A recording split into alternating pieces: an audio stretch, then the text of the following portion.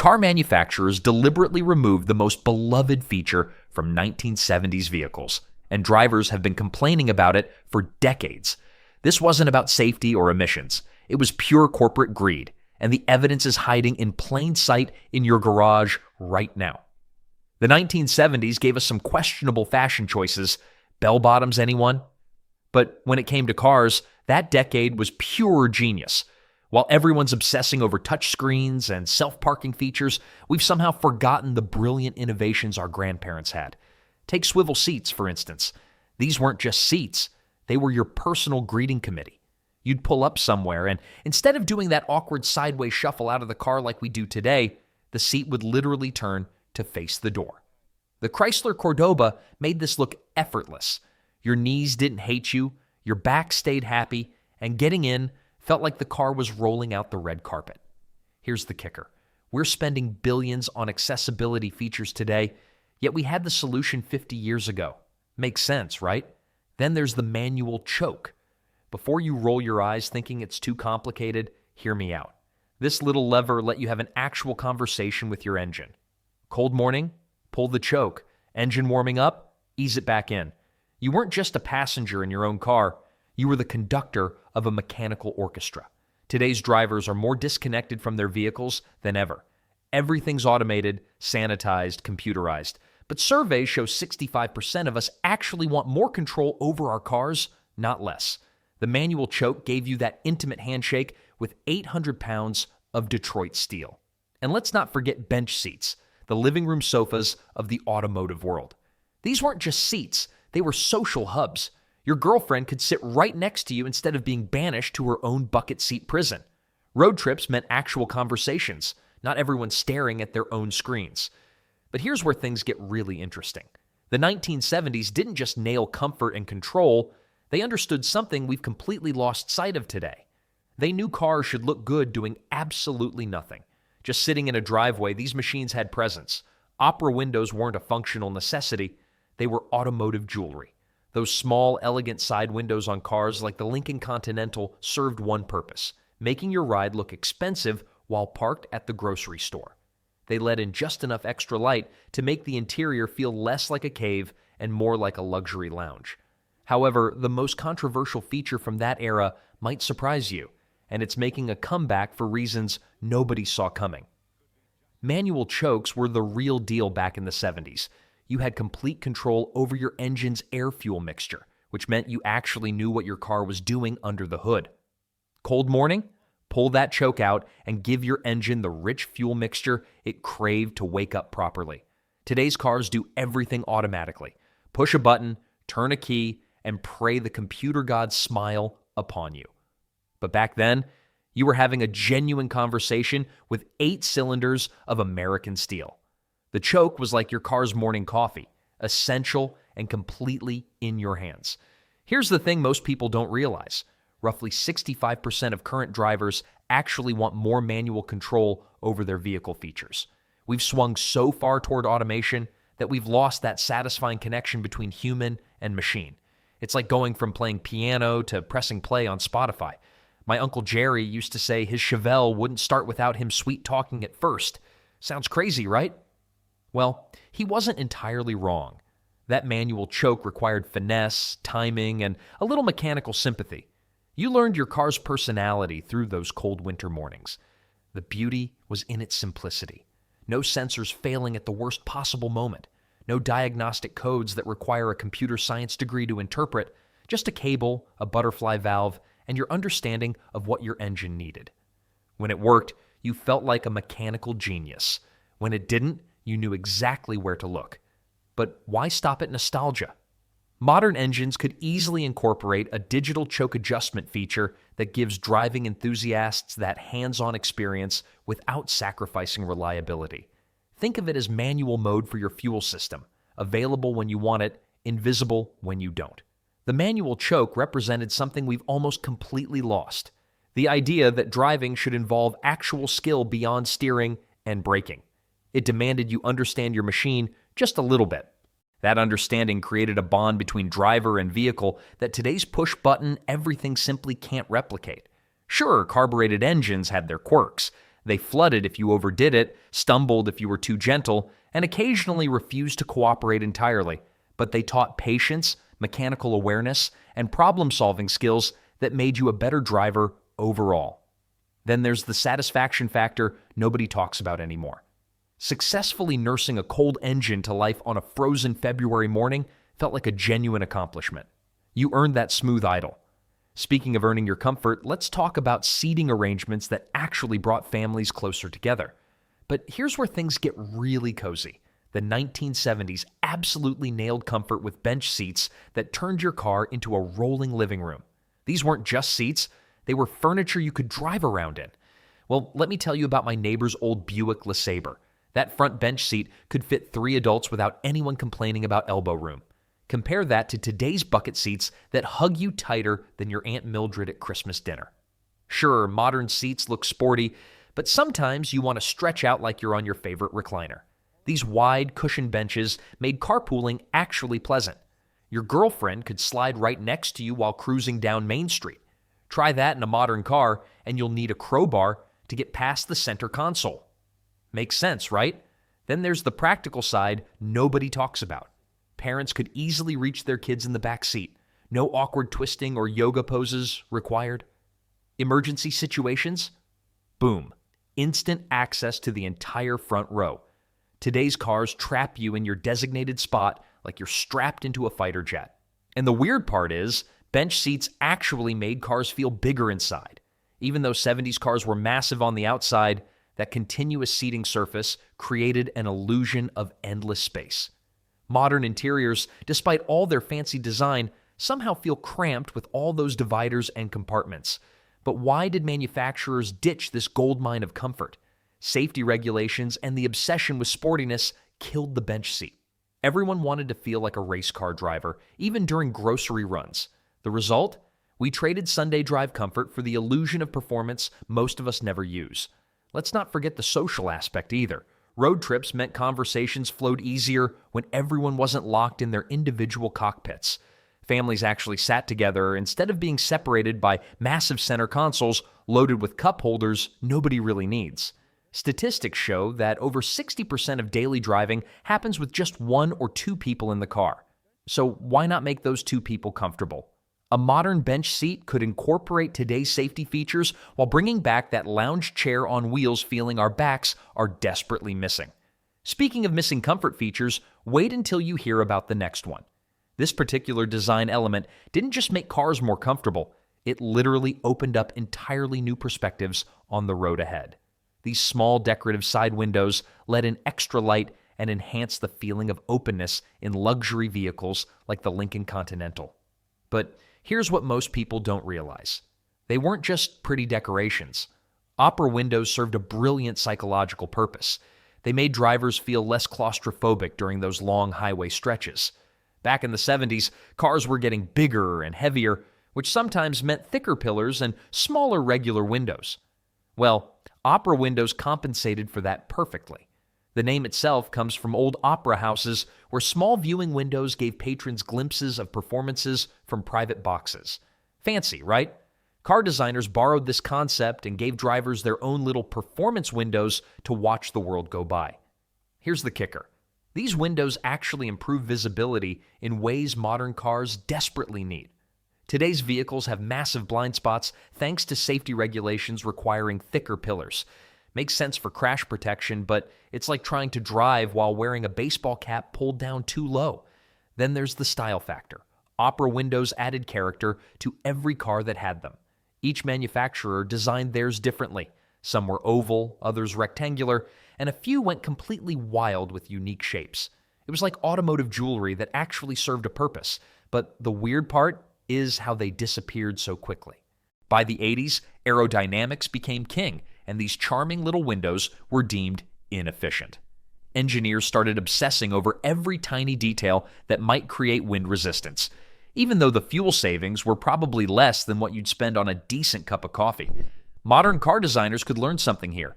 We're drowning in technology. Backup cameras, blind spot monitors, parking sensors, all trying to solve visibility problems that opera windows helped address naturally. Sure, they wouldn't fix everything, but They'd bring back that airy, open feeling that made driving enjoyable instead of feeling like you're piloting a submarine. Plus, let's be honest, they looked absolutely fantastic. Drive past any car meet today and watch people gravitate toward vehicles with unique window designs. There's something timelessly appealing about breaking up those long, boring side panels with interesting shapes. The best part? They could work with modern LED technology to create subtle interior lighting effects at night. Imagine how cool that would look pulling into your driveway after dark. Speaking of things that looked cool but served practical purposes, there was another feature that every single car had back then. Something so useful that removing it might have been the auto industry's biggest mistake. Remember when cars came with these metal telescoping rods sticking up from their roofs like proud flagpoles? Those were the days when your antenna actually meant something. Not just for show. These roof-mounted beauties were the lifeline to your favorite radio stations. Back in the 70s, if you wanted decent radio reception, you needed a real antenna, not some tiny wire hidden in your windshield. We're talking about proper, honest-to-goodness metal antennas that could pull in signals from 3 states away. My old Buick had one that extended nearly 4 feet when fully stretched out. Looked like it was trying to communicate with aliens. The physics made perfect sense. Longer antenna equals better reception. Period. Those rural road trips where you'd lose your favorite rock station? A good roof antenna kept you connected to civilization. Well, at least the musical part of civilization, but here's what made them truly special. They had personality. Each car manufacturer had their own style. Some were thick and stubby, others thin and elegant. Some had multiple sections that telescoped out like a spy's collapsible baton. The really fancy ones even had automatic motors that raised and lowered them with the radio power. And let's be honest, they looked cool. There was something undeniably masculine about a car sporting a proper antenna. Like your vehicle was ready for serious business, not just grocery store runs. Then came the 90s, and suddenly everyone decided antennas were unsightly. Car washes complained they got bent. Vandals discovered they made excellent handles for causing trouble. So manufacturers started hiding them everywhere, in windshields, rear windows, even inside door frames. Sure, modern cars get satellite radio and Bluetooth everything, but there's still something to be said for good old-fashioned AM and FM radio. Ever notice how your advanced antenna system crackles and fades in certain areas? Those vintage roof antennas rarely had such problems. Today's vintage car enthusiasts specifically seek out vehicles with original antennas intact. They know what real reception feels like. Plus, there's that satisfying mechanical click when you extend one manually, like cocking a rifle, but for entertainment purposes. The aesthetic appeal hasn't disappeared either. Classic car shows prove that a well-designed antenna adds character to a vehicle's profile. Modern cars all look like sleek jelly beans. Maybe bringing back visible antennas would give them some much-needed personality. Speaking of things that gave cars personality back then, wait until you hear about another feature that practically every 70s vehicle included. Something that seems almost unthinkable by today's standards. Now here's something that'll make you laugh, or maybe cry if you're trying to quit smoking. Back in the 70s, every single car came equipped with not one, but multiple ashtrays and those little cigarette lighters that popped out with a satisfying click. We're talking about a time when lighting up in your car was as normal as adjusting your rearview mirror. But here's the thing that'll surprise you. Those lighters weren't just for cigarettes. They became the Swiss Army knife of car accessories. Need to charge your CB radio, plug it into the lighter socket, want to run a small fan, or even heat up a cup of coffee? That 12-volt socket was your best friend on road trips. My buddy Jerry used to joke that his Buick had more ashtrays than cup holders, which was actually true since cup holders didn't really exist yet. Cars like the Cadillac Eldorado came with ashtrays in the front, back, and even in the doors. It was like automotive real estate. Location, location, location for your smoking convenience. Well, here's where it gets interesting. Even as smoking declined faster than bell-bottom popularity, those ashtrays found new life. They became coin holders, candy dishes, and storage for everything from breath mints to spare change. Talk about adapting to survive. It's like evolution in action, automotive style. The weird part is how useful that lighter socket really was. Before USB ports took over the world, that single 12-volt outlet was powering everything from portable televisions to mini coolers. Some folks ran extension cords with multiple sockets, turning their dash into something resembling mission control. And the build quality? These weren't flimsy plastic afterthoughts. The ashtrays were heavy, well-designed pieces that slid out smoothly and closed with authority. That lighter would glow red hot and pop out at exactly the right temperature every single time. No digital displays, no fancy electronics, just simple physics doing its job perfectly. Today's cars might have 17 cup holders and charging ports everywhere, but there's something to be said for that straightforward functionality. A modern version could easily incorporate wireless charging pads or additional USB-C ports while keeping that classic aesthetic appeal. Makes sense, right? Sometimes the old ways had a certain practical charm that we've lost in our rush toward the digital future. But speaking of practical features that kept you moving, let's talk about something that could literally save your road trip from disaster. Most cars today come with those skinny donut spares that make you feel like you're driving on a bicycle wheel. Back in the 70s, manufacturers weren't playing around with your safety. They gave you a full-size spare tire that was identical to the other four on your car. The Ford LTD was famous for this. Pop the trunk, and there it was. A real tire, not some temporary Band-Aid solution. You could slap that baby on and drive another 50,000 miles without thinking twice about it. Compare that to today's donuts that scream, "Drive me to the nearest tire shop at 25 miles per hour or I'll explode." Well, there's actually solid reasoning behind why automakers ditched this feature. Weight and fuel economy became the enemy. A full-size spare adds about 40 to 60 pounds to your vehicle. In an era where every ounce matters for gas mileage, that's significant. But here's the thing. Peace of mind used to weigh more than those extra pounds. Consumer surveys from the American Automobile Association show that tire-related breakdowns are still among the top 5 reasons people get stranded. Yet we're all rolling around with these pathetic temporary solutions that last about as long as a goldfish at a cat convention. The real kicker? Many luxury cars today don't even give you a spare at all. They hand you a can of tire sealant and say, "Good luck." It's like bringing a water gun to a knife fight. Sure, it might work for a small puncture, but if you hit a pothole that turns your tire into modern art, you're calling a tow truck. But wait, manufacturers argue that modern tires are more reliable. True, they've improved dramatically. However, roads haven't gotten any smoother, and construction zones still love eating tires for breakfast.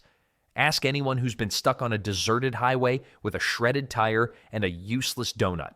They'll tell you they'd trade trunk space for that full-size security blanket any day. The engineering challenge isn't insurmountable either. Automakers could design smarter storage solutions or offer it as an option. Some truck manufacturers still do this, proving it's possible. Makes sense, right? You wouldn't pack half a parachute for skydiving, so why settle for half a tire solution when you're traveling? Speaking of things that used to work perfectly but somehow got improved out of existence, let's talk about those sneaky headlights that knew how to play hide and seek with the night. Remember those sleek sports cars that looked like they were winking at you? Hidden headlights were automotive magic at its finest. One moment, your Pontiac Firebird looked like a smooth, unbroken nose cone ready for takeoff.